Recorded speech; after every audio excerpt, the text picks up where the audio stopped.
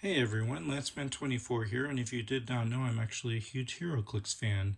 I know on YouTube I've noticed other Heroclix players mentioning about how they'd like a solo system out there to be able to play with their own pieces during these hard times and social distancing and COVID. And so I wanted to show you this system I came up that involves using your smart devices. I've created solo games in the past that were quite dull when I'd try them out, and I never shared them with anybody really. But I'm really enjoying this system, and I'd like to share this with you. As a HeroClix player, I have a lot of pieces, and a lot of these pieces I've never even played with. I've enjoyed collecting them because I enjoy the sculpts, the aspects, their powers, the cards, everything. And I want to find a way to be able to practice and play with all these pieces. For me, in my community here in Tacoma, Washington, HeroClix events ended years ago. So it's been a while since I've been able to have anybody to play with. And my friend, who I'd play with a lot, just sold me his whole collection since he's done with that. So basically, I don't have anybody to play with. And the option is to just practice with these pieces by myself. This is my collection. I have over 50 boxes. Each box has a completed set. Well, not fully complete. I'm not a completionist, but it has all the pieces for that certain set in that box. These boxes are called shoe boxes that you can get from the Dollar Tree. And they're very helpful and organized. They help keep the clicks from being exposed to heat, dust, and they stack well together. Because I'm not one to just throw all my clicks in a certain box because I worry about them breaking and things like that. I like them to be protected. So this is what I do with them. And I'm going to make it my goal to experience and play with every piece that I have somehow. I've played with a lot of them when there were events. I've won whole 6-month tournament events here in Tacoma. I've also been a judge and I've hosted games. So I've been very deep in the game, and I miss it a lot. And it's gotten so good. They just released a Fantastic Four set, and I just can't wait to get my pieces in the mail soon.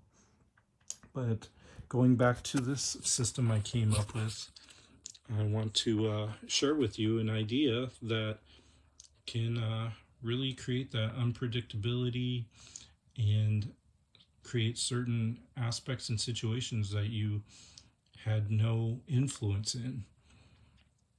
Just letting fate and probability decide the outcome of this game when it comes to just trying to see what your pieces can do. You can also have it where you decided your team and the opponent team, and just give your smart device the power over your opponent team. But so this is how I came up with this system tonight. Basically, the problem with solo play is the challenge of avoiding favoritism, bias, and making choices that can benefit or destroy a certain team, and can break the game, in my opinion, on when you're playing by yourself. But so let's say that I have this all set up. We got the teams. This team rolled the highest, so they get to go first. I apologize for the video shakiness. I am holding my iPad Pro in my hand, recording this video. But yeah, so we're going to start with this team, and I'm just going to make it even more fun and unpredictable. Is I'm going to treat these teams as just their own computer simulations. To do that, the computer needs to decide which piece goes first. How do you do that? Well, you assign a number to these pieces and ask the computer smart device to decide that random number. So let's say that Wolverine is 1, Wasp is 2, and Scarlet Witch is 3. Let's ask your smart device. It could be your Amazon device, your Siri device, your Google device. There's so many these days, and that's pretty common. So this gets the most out of your tabletop games as well as your smart devices. So here we go. Alexa, pick a number between 1 and 3. Your random number between 1 and 3 is 1. Okay, so the computer decided, a random probability decided that Wolverine would be the first to move in this game. And since this is a 100-point game, there's only one action for this team. So let's see. Excuse me. So he can't attack.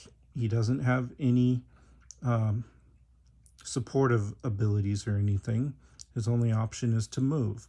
Now, if you wanted to, you can decide to have the computer flip a coin whether he moves or stays and is possibly picked up by Wasp.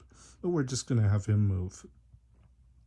What I tried earlier is based on his move, having the computer decide a number between 1 and 8 on how many spaces he moves, and whether that is going to be in hindering or clear terrain or elevated or grounded terrain. So you have that option based on asking the device or even flipping a coin or using the dice as a coin, because as we know, when we play tabletop games, 4, 5, and 6 is basically heads, 1, 2, and 3 is tails on a die. So basically, we're just going to have it where Wolverine, he is going to move 8 spaces. He has stealth, so we're going to flip a coin and decide whether he gets to be in stealth or he has to be in clear terrain. Since he doesn't have loop climb or anything, he's not going to have the option to go into elevated. So, Alexa, flip a coin. You got heads. Okay, heads means that he can go in hindering terrain. So let's just go 1, 2, 3, 4, 5, 6, 7, or let's see, 1, 2. Yeah, we'll just have him go there.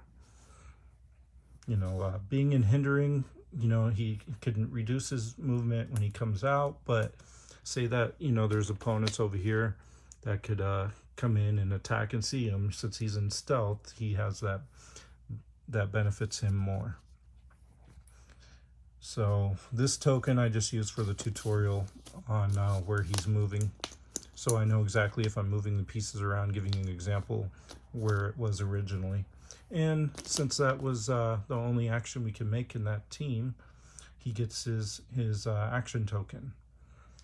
So I feel you do the same thing with your opponent's team. Now you could have it where you play this team the way you want to, while you use that solo system I'm showing you with the smart device, your dice and coins, to play against your opponent like you're playing against a computer simulation. Now, I feel when it comes to combat, say that Boomerang and Wolverine are in combat together and it's this team's turn, I would say roll the dice on whether Wolverine's going to push or not. Whenever there's opportunity to push and attack, roll that dice to decide the fate of whether that's going to come out or not. So let's pretend that Wolverine, he needs a heads to push and attack. In real life, a lot of times you don't need, don't really want to push.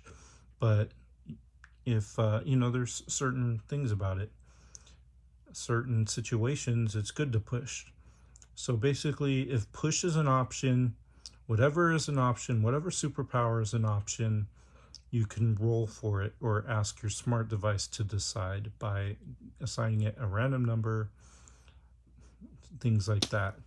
So let's say that we're going to roll to decide if Wolverine wants to push or not. Okay, he's not going to push, so he's going to clear. But let's say, Alexa, flip a coin. You got tails. Tails. Okay, so even fate decided Tails, that Wolverine's going to clear. So I feel when it comes to pieces that during their turn with action token, I don't feel it should be an option to push them or not, because in real life we don't really push our characters to get more movement in. We mainly push them to get that damage in, that leverage over our opponent. So that's how I feel about combat when it comes to pushing. And again, when you let the probability decide on pushing, that creates that randomness, unpredictability. Now you can go as deep as you want when it comes to assigning random numbers to a piece, when it comes to movement, attack, things like that. So it's up to you how deep you want to go, how patient and how long you want a game to be. So as an example, let's say that Wolverine is starting his movement here. You can assign a number for each square. So this is 1 and this is 9. So let's say, hey Siri, pick a number between 1 through 9. Or, sorry, I'm on my iPad, so Siri's not working. Hey Alexa, pick a number between 1 through 9. This might answer your question. Here's a number between 1 and 9. It's 8. Okay, 8. So that means that Wolverine, the fate decided that Wolverine would move in this direction. So you have that option to even let your smart device decide what direction, how many spaces to move for your device, for your game in piece to react to. Another thing with combat is, say that Boomerang's over here and he has the opportunity to move or attack from range. Wolverine's in range, so you can roll a die to decide whether Boomerang is going to attack or not. He also has range combat expert, so you can roll a die to decide the option if he wants to use that or not. So it's up to you how much you want to random and customize it. But if you use the aspect of having your smart device flip a coin, roll dice, or choose a number between whatever numbers you have access to, that can really incorporate a game that's just unpredictable and crazy and is never the same. Now, I'm going to also show you that if you want to move a character, you can have them be in stealth or hindering or elevated. Just roll that dice. Or say that Wasp is the one that gets to move. She can have the option to carry these characters. So assign a number to one of these characters. Say like, Alexa, pick a number between 1 and 2. 1. Or you can even flip a coin since it's just, 2 options. So Wasp is going to decided to carry Wolverine and then go from there. When I was trying the Soul system out, I actually decided to randomize how many spaces the character can move. So I'll show you that as an example. So let's see. Wolverine has a movement of 8. So you can ask, Alexa, pick a number between 1 and 8. Your random number between 1 and 8 is 7. 7. So that computer decided that Wolverine would move 7 spaces. Now, when it comes to certain powers like Perplex, Outwit, you can flip a coin to simulate that team deciding, or fate deciding, whether they decided to do that or not. It's entirely up to you. So I wanted to give you a few tools to get you an idea on how to make this game your own during solo play so you can get the most out of your pieces during these hard times. So I hope this has been helpful, not confusing, and has been as simple and logical as possible. I hope you get the most out of your favorite tabletop games, that you're safe, and that the community opens up again soon to be able to play with your friends and at your favorite stores, and to just get the most out of whatever version of Heroclix you love. DC, Marvel, there's so many now, even wrestling. It's pretty amazing. And I even hear rumors of Transformers being incorporated into Heroclix, since there was supposedly a patent that was recently completed by WizKids. I would be very excited for that, to have Transformers in Heroclix. But anyway, that's about it for now. Please send me a message or comments if you feel that this system has worked for you using your smart devices. And if there's any confusion or questions that you have, feel free to let me know. Again, I hope this has been very helpful, and I hope you're safe and well. And I look forward to seeing other people's videos, their solo systems, and what they come up with. All right, take care.